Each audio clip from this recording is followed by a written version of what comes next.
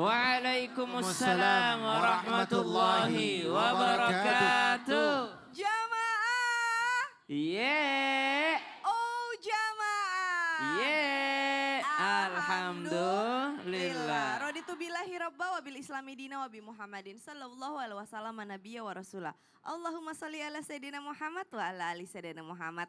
Jamaah Islami Terindah di rumah, apa kabar semuanya? Ibu-ibu di studio apa kabar?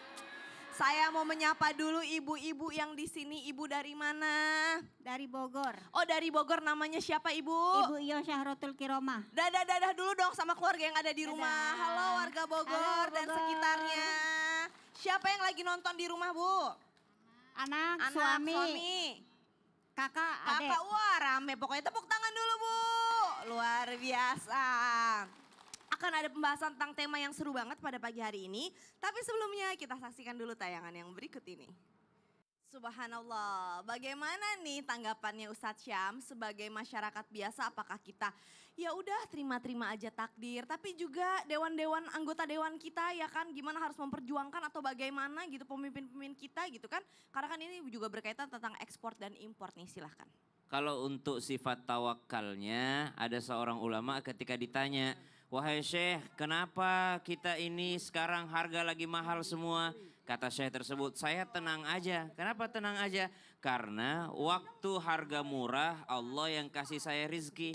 Waktu harga jadi mahal Allah pun yang kasih saya rizki. Maka tidak ada kekhawatiran bagi saya. Kenapa tidak kekhawatiran? Karena waktu murah Allah yang kasih saya rizki. Waktu mahal pun Allah juga yang kasih saya rizki. Maka tidak ada kekhawatiran bagi saya untuk sifat tawakalnya. Tapi untuk kemaslahatan banyak umat mesti ada yang bersuara. Maksudnya apa? Ini pemangku keputusan, berikanlah yang terbaik untuk rakyatnya. Kenapa? Karena semua kita adalah pemimpin dan semua pemimpin akan dimintai pertanggungjawaban atas apa yang dipimpinnya. Kemudian para suami juga harus tahu harga pasar. Kenapa? Betapa banyak pintu syaitan menggoda rumah tangga. Subhanallah. Jangan dikira nanti ada orang ketiga baru ada retakan rumah tangga. Tidak juga. Kadangkala gara-gara harga pasar ada retakan rumah tangga. Gara-gara harga cabai aja bisa menjadi berantem. Berantem kecil bisa menjadi berantem besar. Kenapa? Ketika sudah ada api, tugas syaitan hanya mengipasi api tersebut sampai besar. Lagian kalau urusan belanja di pasar itu urusan nafkah suami.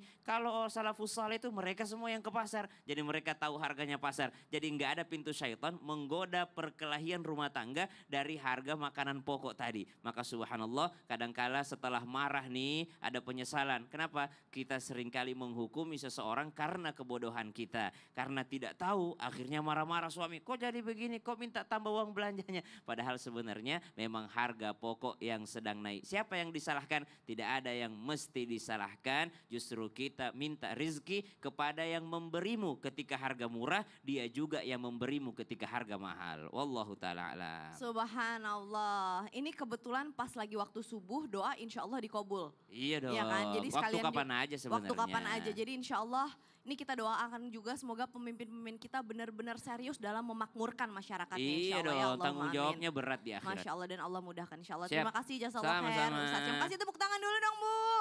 Luar biasa jamaah. Yeay. Bu, siapa yang pernah berharap dapat bonus dari suami? Angkat tangan Bu.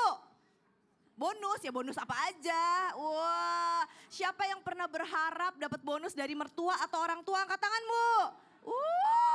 Ini pada ikutan angkat tangan juga di belakang kamera ya. Tapi ternyata Bu, kalau kita berharap sama manusia, itu justru biasanya jatuhnya malah sakit hati. Karena kenapa? Subhanallah kita sebagai manusia kadang-kadang suka menyepelekan panggilan Allah. Azan gak langsung sholat, ya kan? Kita kadang-kadang suka afwan, kadang-kadang mungkin bisa lupa gitu sama Allah. Tapi Allah gak pernah lupa dan gak pernah ninggalin kita. Makanya tema kita pada pagi hari ini adalah manusia yang buat aku sakit, tapi Allah yang buat aku bangkit. Nah, kita saksikan dulu yuk tayangan ini sebelum kita belajar bersama dengan guru-guru kita. Ini dia. Subhanallah, ini tipikal tetangga yang kalau tetangganya beli AC dia yang kedinginan Beb. Ya Beb, subhanallah. Beb, apakah benar kadang-kadang kalau Allah menakdirkan kita untuk mendapatkan cobaan melalui manusia atau orang-orang di sekitar kita, itu sebenarnya justru jalan supaya kita lebih dekat kepada Allah. Maksudnya gimana ya Beb? Mohon tausiahnya. Ya akhir Caca, Ustadz Syam, Ustadz Abi Maki. Bismillahirrahmanirrahim. Assalamualaikum warahmatullahi wabarakatuh. Waalaikumsalam warahmatullahi wabarakatuh. Alhamdulillah. Alhamdulillahil wahidil ahad. Alladzi lam yalid wa lam yulad wa lam yakul lahu kufuwan ahad. Laisa kamitsli syai'un wa huwas samiul basir. Summa fasalli wa sallim wa barik ala sayyidina wa habibina wa syafi'ina wa maulana Muhammadin sallallahu alaihi wasallam wa ashabihi wa azwajihi wa dhurriyyatihi wa ahli baitihi wa ansari wa sallam ba'du. Segala puji bagi Allah Subhanahu wa taala yang telah memberikan kita nikmat iman, nikmat sehat walafiat yang insyaallah penonton di rumah dan penonton di studio mendapatkan ilmu yang bermanfaat dari guru-guru kita, bisa diamalkan dalam kehidupannya sehari-hari. Amin amin ya Allah ya Rabbal. Ma asaba min musibatin illa biiznillah wa ma asabakum min musibatin fabima kasabat aidikum. Jelas bahwasanya musibah yang terjadi pada hamba adalah sebab daripada ulah tangannya manusia itu sendiri. Dan itu merupakan apa? Takdir yang Allah Ta'ala berikan kepadanya, sehingga ambil hikmahnya. Sungguhnya Allah Subhanahu wa Ta'ala sangat sayang kepada hambanya, melebihi kasih sayang dan cinta orang tua terhadap anaknya. Oleh karena itu, ketika seorang hamba diuji sama Allah Subhanahu wa Ta'ala dengan ujian, misalkan contohnya, atau cobaan misalkan contohnya dikasih sakit, atau dikasih kekurangan daripada rizkinya, walanabluwannakum bisyai'in minal khaufi wal ju'. Allah kasih daripada ujian di dalamnya rasa takut, atau misalkan dikasih kemiskinan dulu, atau dikasih yang namanya apalagi kekurangan daripada hartanya, atau misalkan kehilangan orang tuanya, atau kehilangan orang yang dicintainya. Ingat, bersabarlah, dekatkanlah diri kepada Allah Subhanahu wa Ta'ala, karena sabar adalah bentuk langkah upaya hamba tersebut dicintai oleh Allah. Innallaha ma'as sabirin. Allah bersama orang yang sabar. Ketika dia bisa ngambil satu hikmah, orang tua saya berpulang ke rahmatullah, orang yang saya cintai pulang ke rahmatullah, maka orang tua saya ini, saya tahu dia orang yang soleh, yang bertakwa kepada Allah. Saya insya Allah pengen nyusul, tapi nyusulnya dengan keadaan yang baik. Insya Allah saya pengen masuk surga bareng sama keluarga saya. Sholatnya jadi lebih rajin, ibadahnya jadi lebih rajin, lebih dekat lagi sama Allah, lebih dekat lagi kepada Allah Subhanahu wa Ta'ala daripada bentuk ibadahnya dia. Sehingga apa? Sehingga dia bisa mengambil hikmah bahwasanya mati itu pasti. Mati itu pasti. Atau dia kekurangan daripada rezekinya. Oh ternyata kalau saya punya rezeki banyak, saya berzina, judi atau khamar atau maksiat, ini mungkin musibah yang Allah berikan kepada saya. Sehingga saya harus lebih dekat lagi kepada Allah, cari yang halal, yang berkah, yang nikmat, yang di dalamnya penuh dengan keriduannya Allah Subhanahu wa Ta'ala. Karena ujian cobaan itu diberikan oleh Allah kepada hamba yang disayang oleh Allah Subhanahu wa Ta'ala, sehingga dia kembali kepada Allah dan bertaubat minta ampunan kepada Allah. Subhanallah, Masya Allah Bib. Jadi logikanya di situ ya Bib ya, ketika ada cobaan kita bersabar ya kita jadi ingat terus sama Allah. Betul. Karena kalau kita dikasih senang terus naudzubillah min dzalik kayak Firaun gak ada cobaannya, bisa lupa gitu sama kenikmatan-kenikmatan yang Allah kasih. Baik, jazakallah khair Habib. Kasih tepuk tangan dulu Bu. Subhanallah. Nah sekarang kita mau belajar nih sama Abi. Abi Maki apa kabar? Baik, alhamdulillah. Alhamdulillah Bi. Ini banyak yang bertanya ya Bi. Kalau orang-orang yang menyakiti kita itu justru teman dekat kita, rekan bisnis kita, atau bahkan Afwan. Kadang-kadang Afwan mungkin ada anak-anak yang kurang beruntung yang mereka ngerasa mereka tuh disakiti sama orang tuanya. Kok kayaknya aku dibuang ya sama orang tuaku ya, kenapa ya orang tuaku keras banget sama aku gitu, tanpa mungkin dia belum sadar hikmahnya tuh apa gitu loh. Iya. Nah kenapa ya Bib ya, kenapa ya Abi ya, jadi apakah kita harus benar-benar bisa ikhlas memaafkan orang-orang terdekat kita atau bagaimana? Mohon Iya. tausiahnya.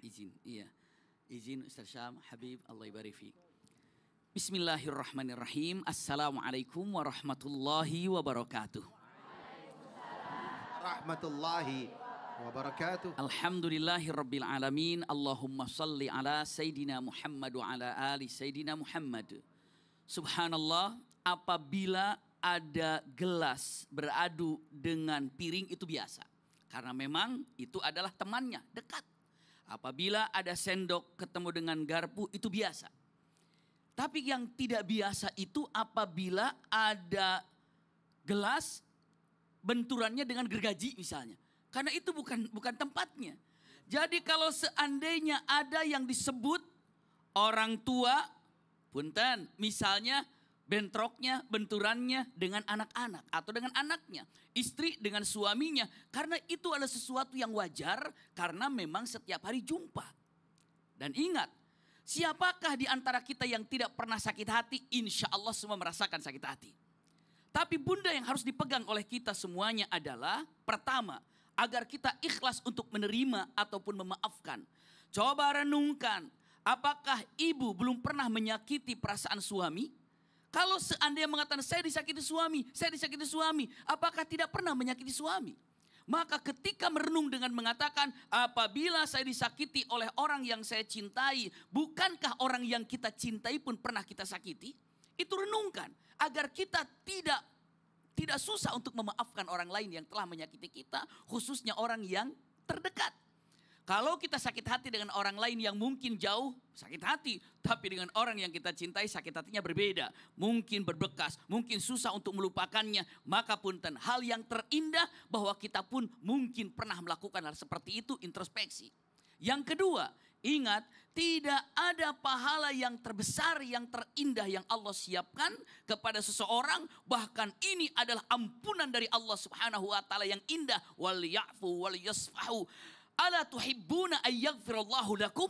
Artinya maafkanlah, lapangkan hatimu ketika ada orang yang menyakitimu. Siapapun, semakin berat Anda memaafkan, semakin banyak Allah turunkan ampunan kepada kita.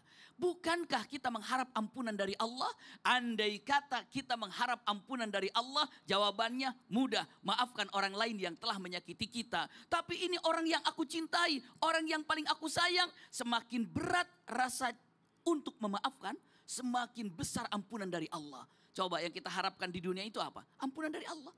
Orang bisa masuk surga karena dapat ampunan dari Allah. Orang bisa jauh dari neraka karena ampunan dari Allah. Maka caranya maafkan siapapun, wabil khusus orang yang telah menyakiti kita, orang terdekat. Itu adalah kesempatan emas untuk mendapatkan ampunan dari Allah Subhanahu wa taala. Jadi kalau ada rasa-rasa egois kayak susah banget rasanya maafin, ingat Allah maafin kamu gak ya gitu. Nah itu dia.